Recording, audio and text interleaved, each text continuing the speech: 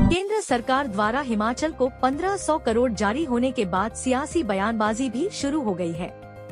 नेता प्रतिपक्ष जयराम ठाकुर द्वारा इस राशि के लिए केंद्र का आभार न जताने को लेकर निशाना साधा रहे हैं। वहीं सीएम के मीडिया एडवाइजर नरेश चौहान ने पलटवार किया है और कहा कि केंद्र से जो राशि मिली है वो हिमाचल का हक है।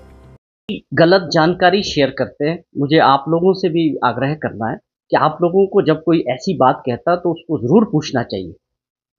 आप 1500 करोड़ रुपए का जिक्र कौन कर रहे हैं जो खुद 5 साल तक मुख्यमंत्री रहे?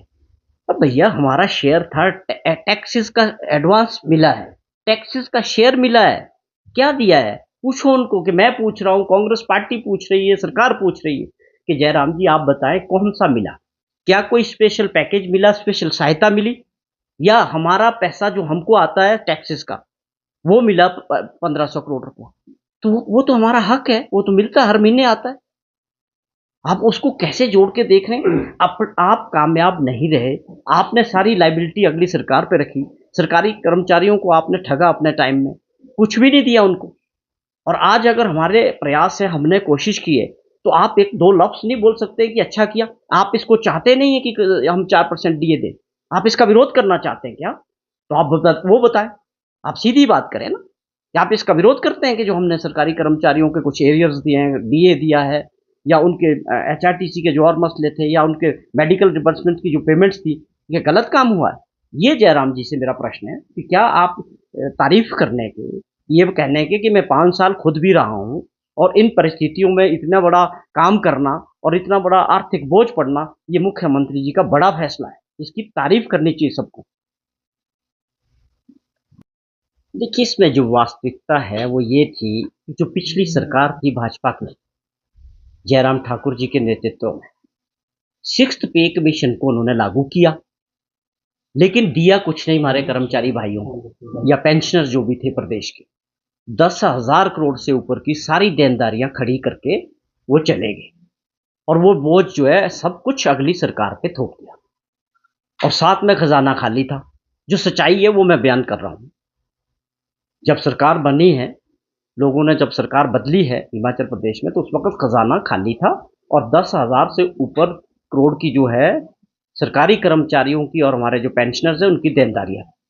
हमारी सरकार ने पहले दिन ही मुख्यमंत्री जी ने तय कर दिया था कि हमें आने वाले समय के लिए हिमाचल प्रदेश को आर्थिक तौर पे मजबूत करना है।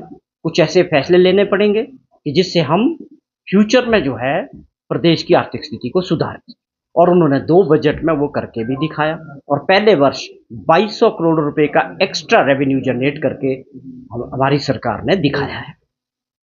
अब जब थोड़ी स्थिति सुधरी है, पैसे क्या, तो माननीय मुख्यमंत्री जी ने एक बहुत बड़ा कदम दशहरे के उपलक्ष्य में, आप समझें कि छुट्टी का दिन था, लेकिन उनकी भावना शुरू से हमारी सरकार के और मुख्यमंत्री जी की सरकारी कर्मचारियों के प्रति हमेशा रही। हमारी ऐसी पहली सरकार देश के अंदर बनी जिन्होंने ओपीएस लागू किया।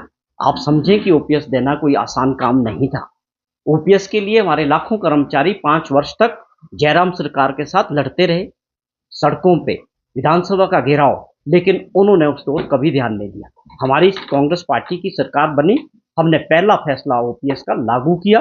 1,36,000 कर्मचारियों को इसका फायदा आज मिल रहा है हिमाचल प्रदेश में। तो हमारी सरकार और माननीय मुख्यमंत्री सरकारी कर्मचारी और पेंशनर के हितैषी रहे, और इनका एक बहुत बड़ा फैसला 4% का डीए जो रिलीज किया है, आप समझे दशहरे से पहले और दिवाली से पहले, ये एक बहुत बड़ा फैसला था। इससे कर्मचारियों को काफी समय से मांग थी, लेकिन इससे पहले भी मैं आपको बता दूं कि हम 7% पहले 4% एक और 3% एक सरकार बनने के बाद 23 में जो है डीए जो है दे चुके थे। ये 4% और आप समझे कि 23 का जो था ड्यू, वो माननीय मुख्यमंत्री जी ने उसकी घोषणा की खुद प्रेस में आके, और आप ये समझें कि उसकी वजह से तकरीबन 4% से जो हमारे सरकारी कर्मचारी और पेंशनर्स हैं, आप समझे साल का 600 करोड़ रुपए का 4% का ही जो लगातार आगे हमको देना पड़ेगा। तो ये एक बहुत बड़ा फैसला था जिसमें मुझे दिखा कि लोगों में खुशी की लहर भी है, समय से पेंडिंग थी।